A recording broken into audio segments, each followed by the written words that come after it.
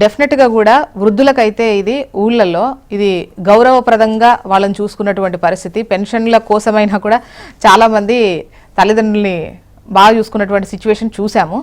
So ఇవన్నీ కూడా అదే విధంగా అమలవుతే గనక కంటిన్యూగా ఈ ప్రాసెస్ ఎక్కడ ఇంటరప్ట్ జరగకుండా ఉంటే డెఫినెట్గా బాగుంటుందనే అభిప్రాయాన్ని రాజిరెడ్డి గారు వ్యక్తం చేశారు. అండ్ మీరు కన్క్లూడింగ్కి రండి లక్ష్మీనారాయణ సార్. ప్రభుత్వం ఇచ్చినటువంటి హామీ కట్టుబడి నెరవేర్చేటువంటి ప్రయత్నం చేయాలి. పెన్షన్ల రిక్వైర్మెంట్ ఉన్నటువంటి వాళ్ళు, అర్హత ఉన్నటువంటి వాళ్ళు, ఆసరా లేనటువంటి వాళ్ళు అనేక మంది ఉన్నటువంటి పరిస్థితులలో వాళ్ళందరినీ పెన్షన్ పరిధిలోకి తీసుకొచ్చేటువంటి ప్రయత్నం ప్రభుత్వం వైపు నుండి ఉండాలనేటువంటిది కోరుకుంటాం. ఇప్పుడు దిక్కులేనటువంటి వాళ్లకు ఆసరా పెన్షన్ అనేటువంటి ఆసరా కావాల్సినటువంటి అవసరం ఉన్నది. దానికోసం ప్రభుత్వం ప్రయత్నం చేయాల్సినటువంటి అవసరం. Okay sir. And Indira Shobhan గారు, వీరు కాంగ్రెస్ సీనియర్ నాయకురాలు, డిస్కషన్ లో జాయిన్ అయ్యారు. నమస్తే అండి ఇందిరా శోభన్ గారు, welcome to the debate. Good morning. Definite గా ఇప్పుడు 15వ తారీఖు ఇది అనౌన్స్ చేస్తే 15 నుంచి అప్లికేషన్స్ కూడా తీసుకుంటారు అన్నటువంటి వార్త అయితే నడుస్తోంది. అధికారులు కూడా ఏర్పాట్లు చేస్తున్నారని అంటున్నారు. సో డెఫినెట్ గా దీన్ని ఆహ్వానిస్తున్నాం, హర్షిస్తున్నాం. అయితే గతంలో ఇచ్చినటువంటి హామీ ప్రకారం మీరు పెన్షన్ల పెంపు ఏదైతే ఉందో దాని గురించి ఆ ఊసే లేదు అన్నటువంటి విపక్షాల క్వశ్చన్కి సమాధానం కావాలి. డెఫినెట్గా అండి. ప్యానల్లో ఉన్నటువంటి సోదరులకు, మీకు అలాగే హెచ్ఎఫ్టీ ప్రేక్షకులకు గుడ్ మార్నింగ్ అండి. సో దానికి క్లారిటీ ఇచ్చే ముందు కూడా కొంత మనం గతం కూడా కొంచెం చెప్పుకోవాల్సినటువంటి అవసరం ఉంది అనుకుంటున్నాను. ఎందుకనంటే ఈ రాష్ట్రంలో ఉమ్మడి ఆంధ్రప్రదేశ్ లో కూడా పింఛన్ ఏజ్ అనేది 57 సంవత్సరాలు ఉండేది. కేసీఆర్ గారు వచ్చిన తర్వాత దాన్ని 65 సంవత్సరాలకు చేశారు.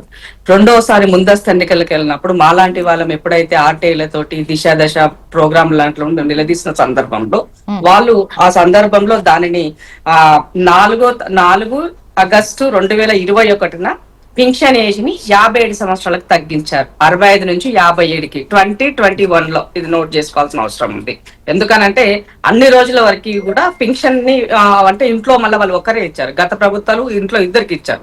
ఆ రోజున్న ఖర్చుల పడ్డ ఆ రోజు పింఛన్ ఉంటుంది. ఖర్చులు పెరిగినప్పుడు ఆటోమేటిక్ గా వాటికి సంబంధించింది కూడా వాటా పెంచాల్సినటువంటి అవసరం ఉంది. సో దీంట్లో భాగంగానే ఈ రాష్ట్రంలో బీఆర్ఎస్ గవర్నమెంట్ వాళ్ళ అధికారంలో ఉన్నప్పుడు వాళ్ళు చేసినటువంటి పింఛన్లకి సంబంధించి వాటా కొంత పెంచి ఇచ్చారు. సో ఆ రోజు 2000 రూపాయలు పింఛన్ చేశారు. అది ఎవరంతవరకు సంతోషకరమైనటువంటి విషయమే. బట్ మేము వచ్చిన తర్వాత దాన్ని కొంత పెంచిస్తామని చెప్పినాము. పెంచినటువంటి దాన్ని కూడా త్వరలోనే దాన్ని కూడా పెంచి చేస్తామని చెప్పేసి చెప్తున్నాం. ఎందుకంటే ఆర్థికంగా ఉన్నటువంటి ఇబ్బందుల నేపథ్యంలో ఇమ్మీడియట్ గా చేయకపోవడం వల్ల కొంత అలసత్వం జరిగింది. డెఫినెట్ గా ఆర్థిక భారము కాకుండా ప్రజలకి మరింత అప్పు చేసి పప్పు కూడా పెట్టే విధంగా ఈ ప్రభుత్వం లేదు కాబట్టి కొంత సమయంతోన డిలే అయిందని చెప్పాల్సినటువంటి అవసరం ఉంది. త్వరలోనే దాన్ని కూడా పెంచి ఇస్తున్నామని చెప్తున్నాను. ముఖ్యంగా ఇవాళ రాష్ట్రంలో ఉన్నటువంటి పింఛన్దారుల సంఖ్య అంటే బీఆర్ఎస్ హయాంలోనే పింఛన్ కావాలని అప్లై చేసుకున్న వాళ్ళు నా దగ్గర ఉన్నటువంటి ఆర్టీఐ డేటా ప్రకారంగా 2018 నుంచి 2023 ఫిబ్రవరి వరకు జిల్లాల వారిగా పింఛన్ ఎంతమంది అప్లై చేసుకున్నారన్న దానికి నా దగ్గర ఉన్నటువంటి ఇన్ఫర్మేషన్ ఇది. 15 లక్షలు దాదాపు 14,95,000 అంటే ఇంచుమించుగా 15 లక్షల మంది దరఖాస్తు చేసుకున్నారు బీఆర్ఎస్ హయాంలో. సో ఇవాళ ఇంకింత మంది వృద్ధులు అంటే ఈ రాష్ట్రంలో వృద్ధుల సంఖ్య పెరిగింది అని చెప్పడానికి ఇవి అన్ని రకాల పింఛన్లు అయ్యుండొచ్చు. అప్పుడు ఖచ్చితంగా ఆ అంశానికి సంబంధించి వాళ్ళు విమర్శలు ఫేస్ చేశారు చాలా సందర్భాల్లో. అధికారంలో ఉన్నప్పుడు మేము చాలా సార్లు క్వశ్చన్ చేశాం ఇంతమంది అప్లై అయితే. ఇప్పుడు మీరు చెప్తున్న లెక్క ప్రకారం కూడా 15 లక్షలు అంటే ఇప్పుడు కొత్త పెన్షన్లు 2 లక్షలు రాబోతుంది. 2,25,000 లెక్క కట్టారు అంటే మిగతా 13 లక్షలను ఏం చేద్దాం? కంప్లీట్ కాలే జోషా గారు, నేను వాళ్ళు అప్లై చేసి చెప్పాను. తర్వాత ఏం జరిగిందో నన్ను వినాలి కదా పూర్తిగా. అదే ఎవరు ఎత్తుకపోయి కాకెత్తుకపోయిందా లేకపోతే ఎత్తుకపోయిందా చెప్తా. 2 నిమిషాలు అయితే చెప్తా. సో 15 లక్షల మంది అప్లై చేసుకుంటే వీళ్ళు దాంట్లో 11 లక్షల వరకు శాంక్షన్ చేశారు. అంటే 4 లక్షలు ఇంకా అక్కడ పెండింగ్ ఉండింది. సో ఈ ప్రభుత్వం వచ్చిన తర్వాత వాళ్ళ నుంచి వచ్చినటువంటి అప్లికేషన్ నేపథ్యం అయ్యుండొచ్చు. ఇమీడియట్ గా ఒక 2,25,000 మందికి కొత్త పింఛన్ ఇచ్చారా?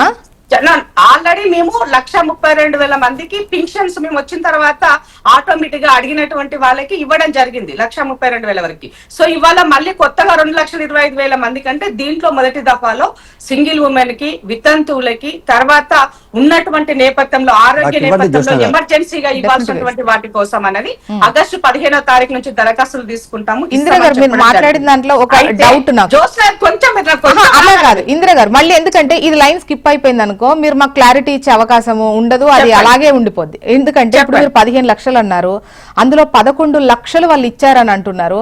గతంలో అయితే ఎన్నికల ముందు అసలు ఈ కొత్త పెన్షన్ లేవి, ఇంకెప్పుడు చాలా మంది ఎదురు చూస్తున్నారు అని చెప్పేసి ఈవెన్ చాలా సందర్భాల్లో పలు డిబేట్లలో మనమే మాట్లాడినాము. అసలు పెన్షన్లు ఇస్తలేరు వాళ్ళు అని చెప్పేసి, కొత్త పెన్షన్లు అసలు యాడ్ అవుతలేవు అని చెప్పేసి మాట్లాడాం. 11 లక్షలు ఇచ్చారనేది మీరు చెప్తున్నారు అంటే అప్పుడేమన్నా మనం ఇది ప్రచారం రాంగ్ తీసుకున్నాం. నా దగ్గర ఉన్నటువంటి ఇన్ఫర్మేషన్ ఇది మార్చి 10వ తారీఖు 2023 ఆర్టీఐ డేటా అప్ప. సో దీని బేస్ లో చేసుకొని నేను మీకు ఇన్ఫర్మేషన్ ఇస్తున్నాను. నేను ఏది వేగ్ గా ఇవ్వట్లేదు. నేను ఒకరు చెప్పిన ఇన్ఫర్మేషన్ నేను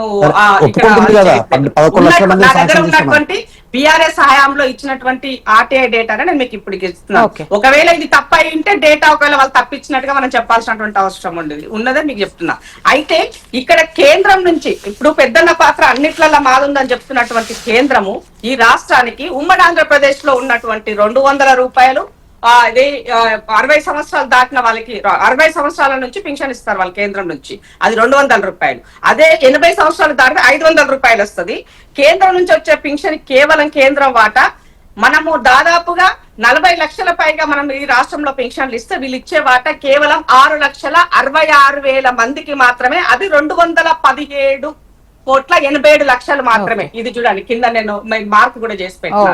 ఇది కేంద్రం యొక్క వాటా. ఇది మీరు హైలైట్ చేయాల్సిన అవసరం. డెఫినెట్ గా ప్రశ్నిద్దాం వాళ్ళని. ఇందిరా గారు మీ వాయిస్ కంటిన్యూగా తీసుకుంటా, మళ్ళీ తీసుకుంటా. ఒక్కసారి శ్రీకాంత్ గారితో మాట్లాడి మీరు నిర్మల్ నుంచి కాల్ చేస్తున్నారు. వృద్ధాప్యంలో గానీ వితంతులో గానీ ఇచ్చేటువంటి పెన్షన్ లో ఎలాంటి మార్పు లేదు.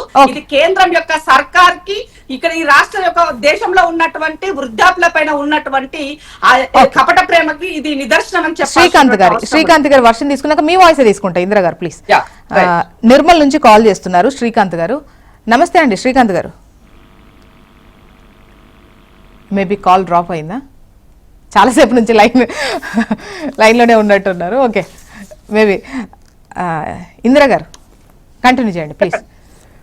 సో అంటే ఇవాళ పెన్షన్ కి సంబంధించి అత్యవసరం ఎమర్జెన్సీ అది చేయాలి. ఎందుకంటే తల్లిదండ్రులకి పిల్లలు చాలా మంది కూడా చేయలేనటువంటి పరిస్థితిలో ఉన్నారు. వాళ్ళని వదిలేసినటువంటి సిచ్యువేషన్స్ కూడా మనం చూస్తున్నాం. కాబట్టి ముఖ్యమంత్రి గారు అసెంబ్లీలో మాట్లాడినప్పుడు కొన్ని విషయాలు ఎగ్జాంపుల్ గా ఉటంకిస్తూ కూడా చెప్పున్నారు. అది ఎంప్లాయీస్ పేరెంట్స్ అయి ఉండొచ్చు, జనరల్ గా ఉన్నటువంటి పేరెంట్స్ అయి ఉండొచ్చు, ఆస్తులు రాసుకుంటున్నారు తప్ప తల్లిదండ్రులు తీసుకుని అనాథాశ్రమంలో వేస్తున్నారు. ఇవన్నీ విషయాల పట్ల ఇవాళ ప్రభుత్వం హ్యుమానిటీ గ్రౌండ్ లో మెదులుకోవాల్సిన అవసరం ఉంది. కాబట్టి ఆ యొక్క నిర్ణయం మేరకి ఉన్నటువంటి ఆర్థిక వెసులుబాటు నేపథ్యంలో మాక్సిమం చేసేటువంటి